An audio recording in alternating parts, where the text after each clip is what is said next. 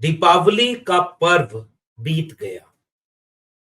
पूरे देश ने दीपोत्सव मनाया और सबको प्रकाश पर्व की मुबारकबाद। लेकिन सियासत में प्रकाश पर्व यानी दीपावली अब एक सामान्य पर्व की तरह नहीं रही। और खासकर जब बात उत्तर प्रदेश की हो तो उत्तर प्रदेश में अयोध्या में एक बड़ा दीपोत्सव मनाया जाता। मुख्यमंत्री योगी आदित्यनाथ उसमें मुख्य अतिथि की तरह रहे। और अब कोई भी धार्मिक या त्योहार का कृत्य भी एक राजनीतिक इवेंट के कम भाषण के बिना हो जाए, ये संभव नहीं है। भाषण हुआ, एक नहीं दो दो बार हुआ और उस भाषण की पूरे देश में चर्चा है। मुख्यमंत्री योगी आदित्यनाथ ने क्यों कहा कि अयोध्या को अपने को साबित करना होगा? मुख्यमंत्री ने यह बात क्यों कही कि सीता को अग्नि परीक्षा बार बार क्यों देनी है?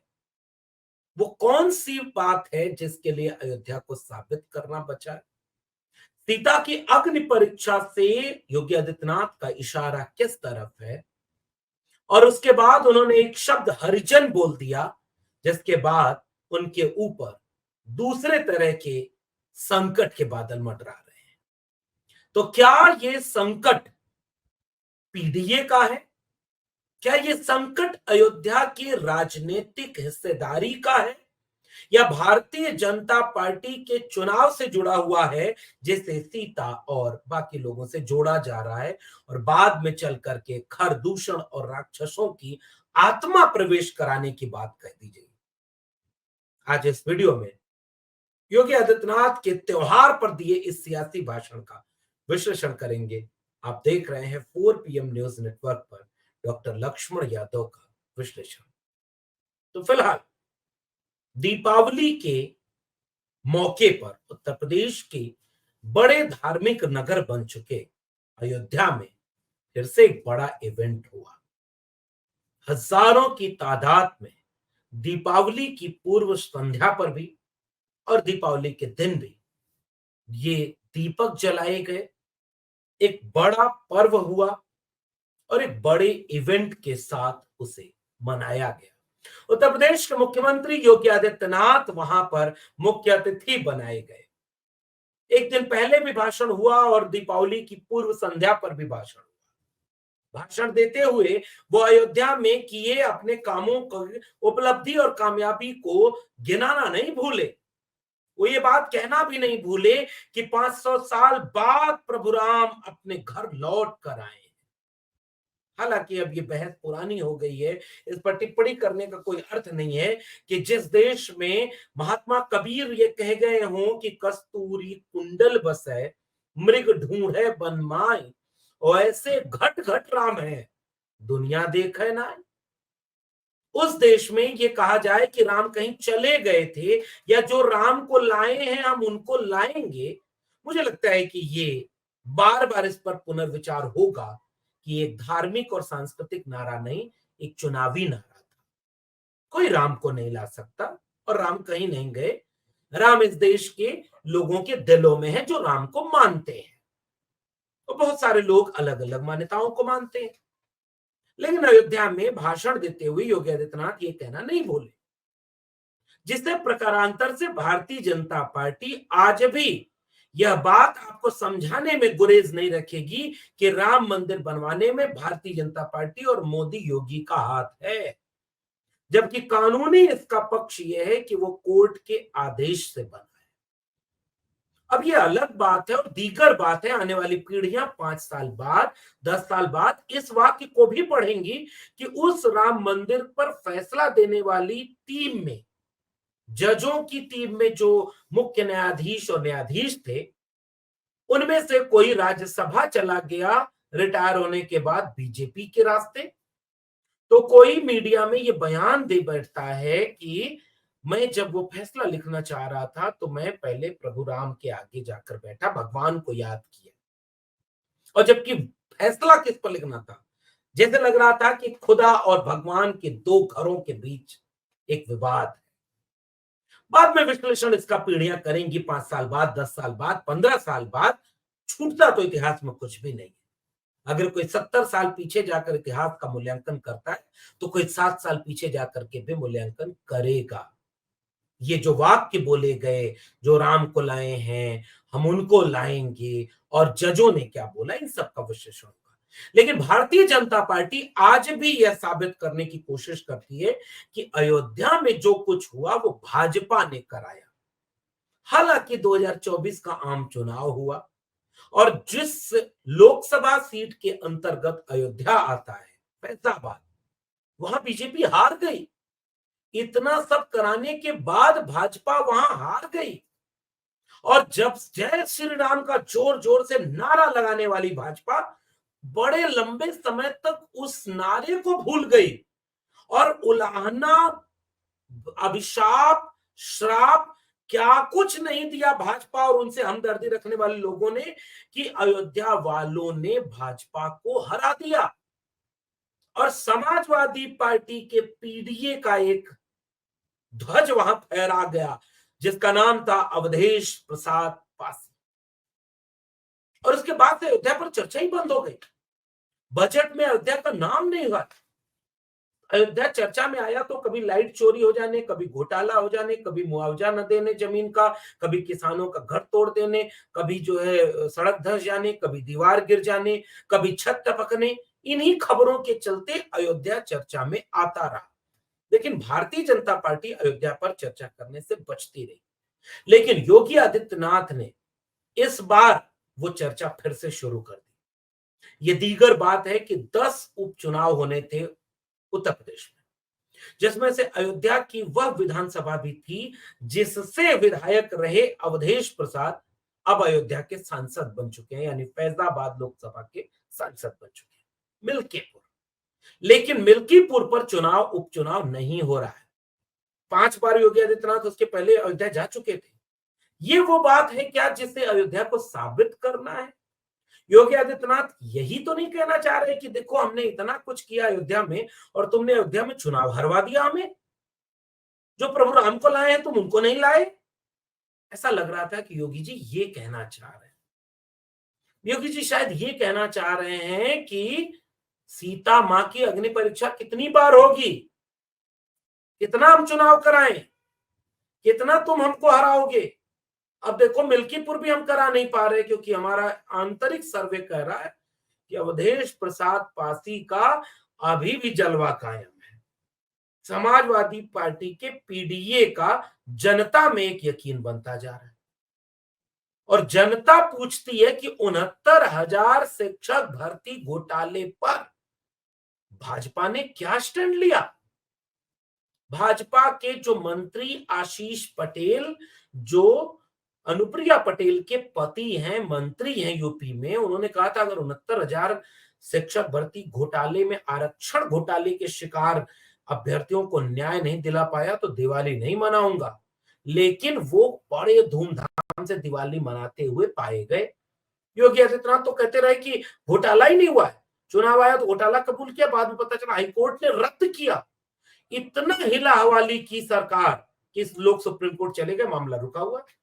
दीपावली मनाते हुए 69,000 भर्ती वाले बच्चे भी न्याय की गुहार करते रहे कि हमारे जिंदगी में करियर के अंधकार को कौन सा प्रकाश रोशनी दे पाएगा। और ये बात गांव गांव पहुंची हुई है, इसलिए योगी आदित्यनाथ को मजबूरी में अब नारा देना पड़ता है, बटेंगे तो कटेंगे। ये एक नफरत और नकारात्मकता का नारा योगी आदित्यनाथ का अखिलेश यादव के पीडीए की प्रतिक्रिया में है, क्योंकि पीडीए का नारा पिछड़ा, दलित, अल्पसंख्यक और आधी आबादी को एकजुट करके देश की 90% वंचित शोषित कमेरा को एकजुट करता है, और 10% आबादी में से जो संविधान को मानते हैं, मानवतावादी मूल्यों को मानते हैं, जो प्रगतिशील दृष्टिकोण रखते हैं और जो बीजेपी के खिलाफ खड़े हैं, ये सारे लोग तो जुड़ गए। तो बटेंगे तो कटेंगे का नारा इस तरह से यहां पर भारी पड़ता दिख रहा है। इसलिए अयोध्या में जब योगी आदित्यनाथ ये भाषण देते हुए पाए गए, खरदूषण को याद कर रहे हैं, राक्षसों को याद कर रहे हैं, तो जनता कल को ये पूछेगी कि वो राक्षस है कौन? कौन लोग हैं जो बांट रहे हैं योगी जी? कौन लोग हैं जो काटेंगे? कहाँ है वो बटेंगे तो कटेंगे? और इस तरह से ये देखने को मिला कि ये पूरा का पूरा भाषण एक चुनावी भाषण था, जिसमें केवल चुनाव हारने की पीड़ा झलक रही थी, पीडीए का दबाव और डर दिख रहा था, और इसीलिए अयोध्या को साबित करने के लिए झोंका जा रहा था चुनाव में। सीता की अग्नि परीक्षा को चुनाव से प्रकारांतर से जोड़ा जा, और कामयाबियां नहीं गिनाई गई। उत्तर प्रदेश में अगर इस तरह से कोई आयोजन हो तो वहां के सांसद को तो बुलाना चाहिए। अयोध्या के सांसद अवधेश प्रसाद को बुलाया ही नहीं गया, कोई पत्र ही नहीं भेजा। मुख्यमंत्री है वहां, मंत्री हैं, कई कई प्रतिनिधि हैं, लेकिन जन प्रतिनिधि वहां के जो हैं, बीजेपी के जब तक थे वो जाते थे, बुलाया जाता था। अयोध्या वाले को नहीं बुलाया जा रहा। और ये सब साबित करता है कि यह एक चुनावी भाषण की तरह बन गया। इसलिए अखिलेश यादव ने आज ट्वीट करते हुए एक बात और कही कि जिनका नारा ही नकारात्मकता का है, बटेंगे तो कटेंगे, उसे पीडीए के जरिए जुड़ेंगे तो जीतेंगे में तब्दील किया जा सकता है। नफरत को मोहब्बत से हराया जा सकता है। नफरत को मोहब्बत से ही एक किया जा सकता है। बशीर बद्र ने एक बहुत प्यारा शेर बहुत पहले कहा था, 7 संदूकों में भरकर दफन कर दो नफरतें, आज इंसान को मोहब्बत की जरूरत है बहुत। बशीर बद्र ये शेर कहना चाह रहे थे, और उत्तर प्रदेश में यही बात अखिलेश यादव प्रकारांतर से कह रहे हैं। बटोगे तो कटोगे की नौबत इसलिए आनी पड़ी क्योंकि बीजेपी अयोध्या भी हार गई, और मिल्कीपुर का उपचुनाव इसलिए नहीं करा पा रहे कि एक ही साल में 2 हार, वो भी अयोध्या में, बीजेपी अभी झेलने को मानसिक रूप से तैयार नहीं। इसलिए जवान फसलते फसलते हरिजन शब्द निकल गया मुंह से।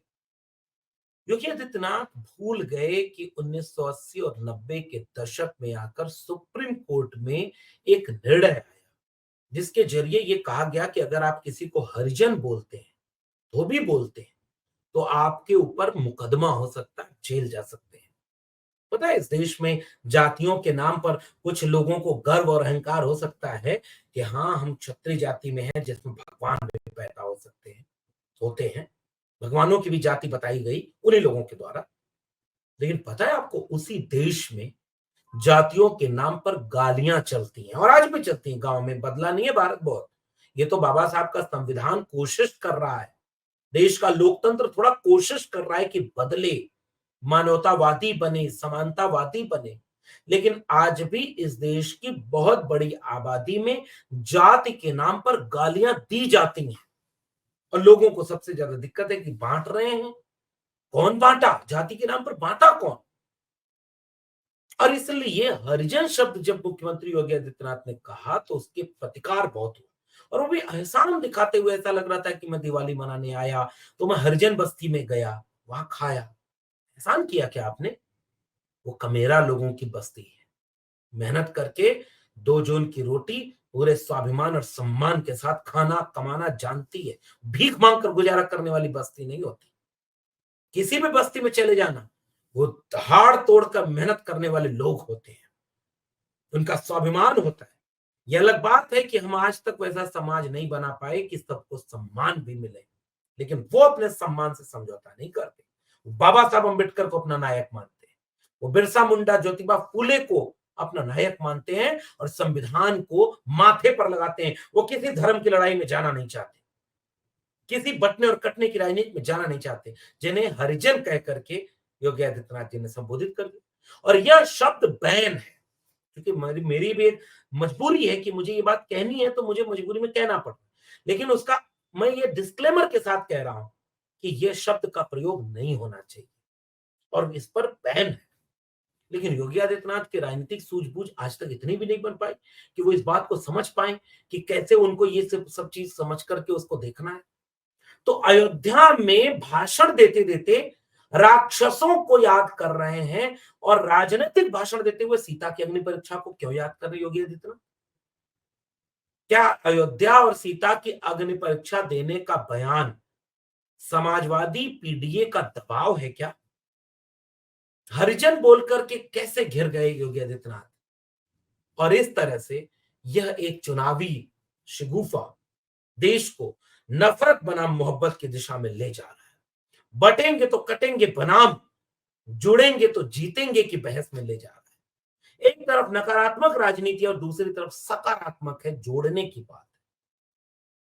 उत्तर प्रदेश के लोगों को अब यह फैसला करना है कि वो किसके पक्ष में खड़े हैं, और आपको फैसला करना है कि मुख्यमंत्री योगी आदित्यनाथ ने जो दीपावली के पर्व पर अयोध्या में भाषण दिया, उसमें धर्म कितना था, राजनीति कितनी, नीचे कमेंट बॉक्स में जरूर बताइएगा। और क्या सीता मां को अग्नि परीक्षा देने की बात योगी आदित्यनाथ चुनाव के लिए कर रहे हैं? आपका क्या मानना है, नीचे कमेंट बॉक्स में जरूर बताइएगा और अपनी प्रतिक्रिया जरूर साझा करिए। फिर मिलेंगे किसी और टिप्पणी के साथ, तब तक के लिए बहुत बहुत धन्यवाद।